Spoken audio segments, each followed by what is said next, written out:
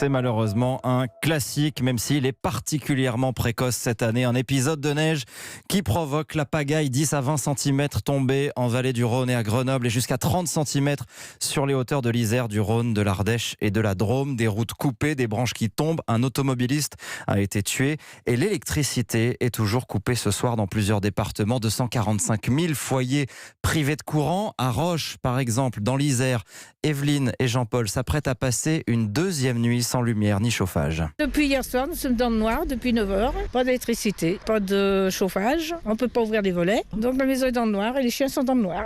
Le frigo, le congélateur, il n'y a plus d'électricité. Donc là aussi, il va y avoir du gâchis. Il y a des personnes qui ont dit que ça reviendra dans 48 heures. Donc on ne sait pas trop. Le téléphone, c'est pareil, je ne peux pas recharger. Ça commence à être compliqué. Et le téléphone fixe, vous l'avez ? La ligne, regardez, ça a été coupé. Donc le téléphone fixe Non, marche pas ? Non, ni le fixe, non. Coupé du monde, oui. Vous avez eu un peu froid ? Non, ça allait. C'est maintenant que ça commence. Le frigo, le congèle, tout ça, tout est... On n'a plus d'heures, plus de téléphone, plus rien. On est un peu dépaysé, quoi. Pas habitué à ce temps-là.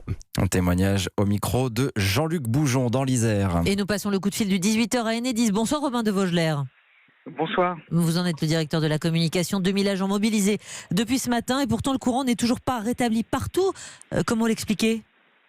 Alors nous sommes à 245 000 foyers privés d'électricité, donc nous avons eu un pic à 330 000 foyers privés d'électricité, donc là il y a d'ores et déjà 85 000 foyers qui ont été rétablis et effectivement notre avancée est vraiment compliquée et perturbée, alors que la mobilisation elle est là, comme vous le dites, il y a plus de 2000 techniciens d'urgence. Qu'est-ce qui bloque, qu'est-ce qui complique les choses ?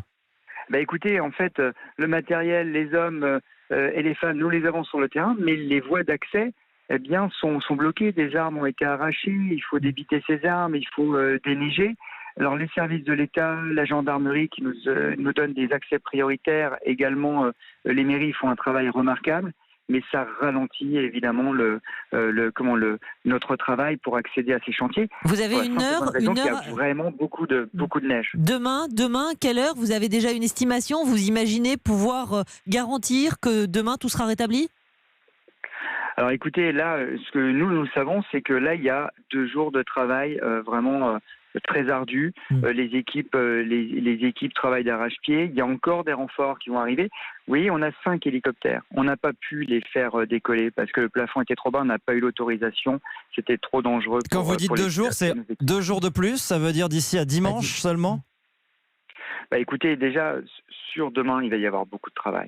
Voilà, ça, c'est une évidence. Et vous n'êtes pas sûr, si on comprend bien, que tout sera bien rétabli demain ? Croyez-moi, j'ai une grande...